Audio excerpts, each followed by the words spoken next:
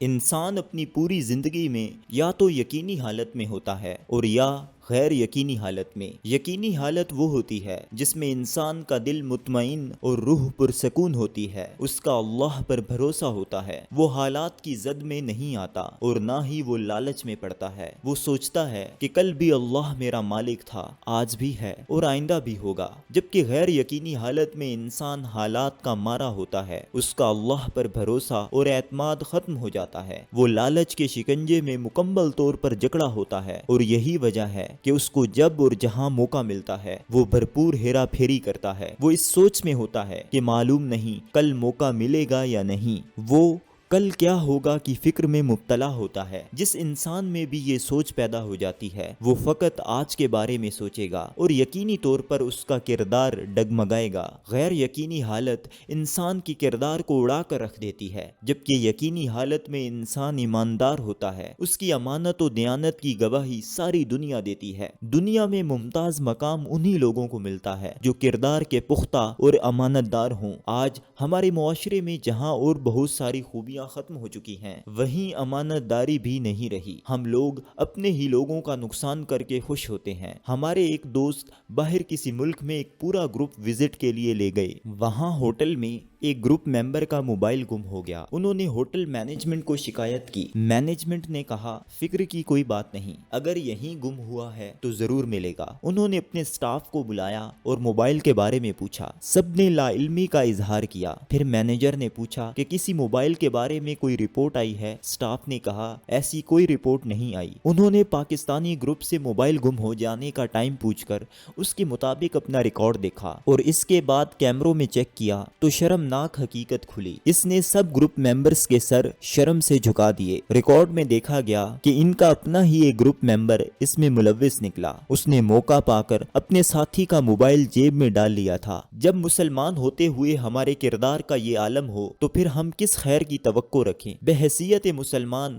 ہم 5 وقت اللہ کی کبریائی بیان کرتے ہیں۔ 5 اوقات مقرر کرنے میں مصلحت یہ ہے کہ انسان بہت جلدی بھول جاتا ہے، اس لیے بار بار اس کو یاد کرایا جاتا ہے تاکہ وہ بھولے نہ کہ وہ صرف مخلوق ہے، پالنے والا رب اوپر ہے۔ مگر 5 وقت کی یہ عبادت بھی تب ہی نتیجہ خیز ہوگی جب یہ اصل روح کے ساتھ ہوگی، اور عبادت کی اصل روح اور مغز عمل ہے۔ عمل کے بغیر عبادت کا کوئی فائدہ نہیں۔ یہ ہمارا معاشرتی مسئلہ ہے۔ ہم عمرہ کر کے آتے ہیں اور واپسی سفر میں گاڑی میں ایک دوسرے کا گریبان پکڑ لیتے ہیں۔ ہم اخلاقی طور پر اس قدر کمزور ہو چکے ہیں کہ ایک دفعہ عمرے سے واپسی پر سعودی ایئر لائن میں سفر کرتے ہوئے میں نے دیکھا کہ لوگ ایئر لائن کے چھوٹے کمبل اپنے بیگ میں ڈال رہے تھے۔ میں نے ان کو منع کیا تو الٹا مجھ سے جھگڑنے لگے کہ ہم نے ٹکٹ لیا ہے، ہمارے لیے سب جائز ہے۔ ان کی ایمانداری کا یہ حال ہوتا ہے، اور جب ایئرپورٹ سے باہر نکلتے ہیں تو لوگ 200 من پھولوں کے ہار ان کو پہناتے ہیں کہ حاجی صاحب عمرہ کر کے آئے ہیں۔ توجہ طلب بات یہ ہے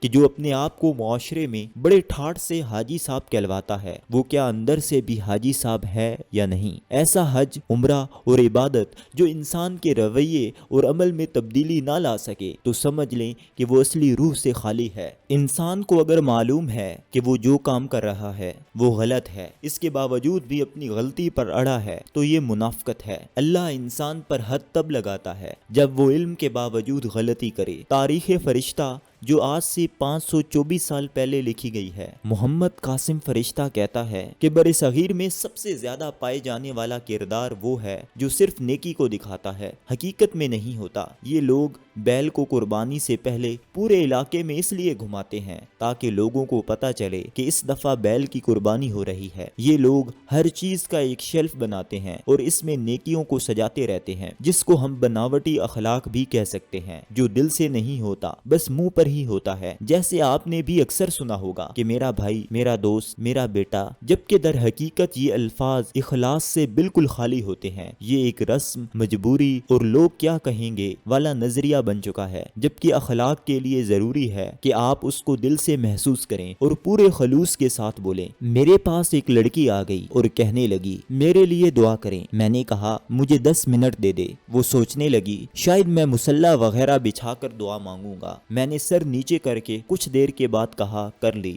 وہ کہنے لگی آپ نے 10 منٹ تک کیا کیا؟ میں نے سوچا اگر آپ میری بیٹی کی جگہ ہوتی تو میں کیا دعا کرتا۔ جب تک میں نے یہ نہیں سوچا تھا مجھ سے دعا نہیں ہو رہی تھی۔ جب تک آپ مخاطب کی جگہ پر آ کر نہیں سوچتے اور محسوس نہیں کرتے آپ وہ مسئلہ حل نہیں کر سکتے۔ بغیر احساس کے نہ رہنمائی کی جا سکتی ہے، نہ ہمدردی کی جا سکتی ہے اور نہ ہی دعا۔ جب بھی آپ کا اپنے رب پر ایمان ہوگا آپ کو اطمینان حاصل ہوگا، اور یہ اطمینان آپ کو لا خوف علیہم ولا ہم یحزنون کا مصداق بنائے گا۔ آپ دنیا میں ہر قسم کے غم و حزن سے آزاد ہو جائیں گے، پھر آپ اپنا حق بھی دوسروں کو دیں گے اس سوچ کے ساتھ کہ وہ رب اور دے دے گا۔ جب بھی آپ کو اپنے رب پر یقین ہوگا آپ کبھی اخلاق و کردار کے خلاف کام نہیں کریں گے۔ جس انسان کو یہ یقین ہے کہ اللہ ایمانداری سے اتنا دیتا ہے کہ انسان اس کو سمیٹ بھی نہیں سکتا، تو پھر وہ بیوقوف نہیں کہ بے ایمانی کرے۔ ایمانداری سے انسان کو بے شمار نعمتیں ملتی ہیں، مگر شرط یہ ہے کہ انسان باشعور ہو، وہ جانوروں کی سطح پر نہ ہو، کیونکہ اس سطح پر گر کر انسان میں شعور نہیں رہتا، اور جب شعور نہ ہو تو پھر رب کی مہربانیاں بھی نہیں دیکھی جا سکتی۔ غیر یقینی حالت انسان سے 1000 سجدے کرواتی ہے کہ اس کو بھی راضی کرنا ہے، اس کو بھی کرنا ہے اور فلاں کو بھی کرنا ہے، جبکہ اگر عقل سے اوپر وہی کو رکھا جائے تو پھر ایک سجدہ آپ کو 1000 سجدوں سے نجات دے دیتا ہے۔ رب کو راضی کرنا اصل ہے، رب کو راضی کر لیا تو پھر سب کو راضی کرنا آسان ہو جاتا ہے، لیکن اگر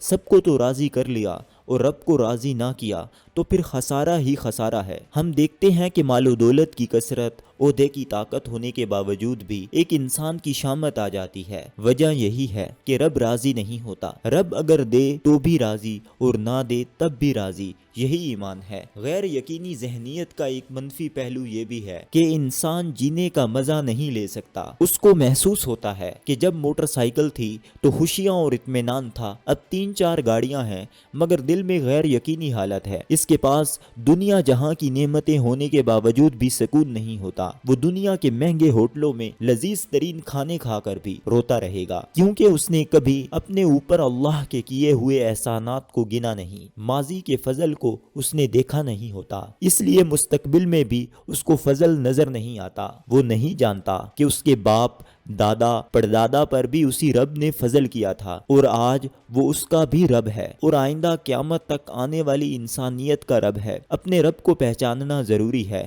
یہ پہچان تب متصور ہوگی جب اس کی ذات پر یقین، اس کی رحمت پر بھروسہ کیا ہو، اور اگر کسی نے اپنے رب کو دنیا میں نہیں پہچانا تو وہ قبر میں من ربے کا جواب فقط اپنی یادداشت کے بلبوتے پر نہیں دے سکتا۔ زندگی میں شعوری طور پر اپنے رب کو تلاش کر کے اس کی ربوبیت پر یقین رکھنا ایمان ہے۔ آپ زندگی میں پیچھے مڑ کر دیکھیں کہ آپ پر اس رب نے کتنے فضل کیے ہیں۔ کئی واقعات ایسے ہیں جن کو یاد کر کے انسان حیران ہو جاتا ہے کہ یہ انسان میری زندگی میں کیسے آیا، اس کے دل میں میرے لیے رحم کہاں سے آیا، یہ انسان میری عزت کیوں کرتا ہے، لوگوں کا میرے بارے میں اچھا گمان کیوں ہے، جبکہ میں تو گناہوں سے بھرا ہوا ہوں، میرے گناہوں پر پردہ کس نے ڈالا ہے۔ جبکہ حقیقت یہ ہے کہ انسان کی نیت کا اگر اس کی اولاد کو بھی پتہ لگ جائے تو وہ اس کا جنازہ تک نہ پڑے۔ یہ اسی کا تو کرم ہے کہ آپ کے گناہوں پر پردہ ڈال کر آپ کو دوسروں کی نظروں میں عزت دی ہے۔ انسان جب بھی غیر یقینی حالت میں ہوگا تو بد کرداری اور لالچ میں ہوگا۔ لالچ میں انسان صرف آج کے دن کو دیکھتا ہے، اس کی نظر آنے والے زمانے پر نہیں جاتی۔ آنے والے زمانے پر نظر ایک ہی وجہ سے جا سکتی ہے کہ جب آپ پیچھے دیکھیں کہ ماضی میں مجھ پر اللہ کی طرف سے رحمت ہوئی ہے تو آئندہ بھی ہوگی۔ یہ کیسے ممکن ہے؟ پیچھے تو رحمت ہوئی ہے مگر آگے نہ ہو، کیونکہ رب تو رحمان و رحیم ہے، وہ گناہوں کو معاف کرنے والا اور رحمتوں کی بارش برسانے والا ہے۔ اگر آپ نے اس کو نہیں ڈھونڈا تو یہ آپ کی کمزوری ہے۔ اس کی رحمت اور فضل کا ثبوت یہ ہے کہ قرآن میں وہ فرماتا ہے میری رحمت سے نا امید مت ہونا۔ انسان اگر اس کی رحمت پر یقین اور اس کے فضل کی امید رکھے تو پھر وہ لالچ میں نہیں پھنسے گا اور نہ ہی غیر یقینی حالت میں مبتلا ہوگا۔ دنیا میں بیشتر ممالک ایسے ہیں جہاں انسان مکمل طور پر یقینی حالت، اطمینان اور امن میں ہے، وہ خوش اور مطمئن ہے اور اس کو یہ یقین بھی ہے کہ میرا حق کوئی نہیں چھین سکتا، جبکہ ہمارے ہاں یقینی حالت کے کوئی آثار نہیں ہیں۔ حالانکہ یہاں تبلیغ پوری دنیا سے بڑھ کر ہے۔ یہاں 48 لاکھ بچے مدارس میں زیر تعلیم ہیں،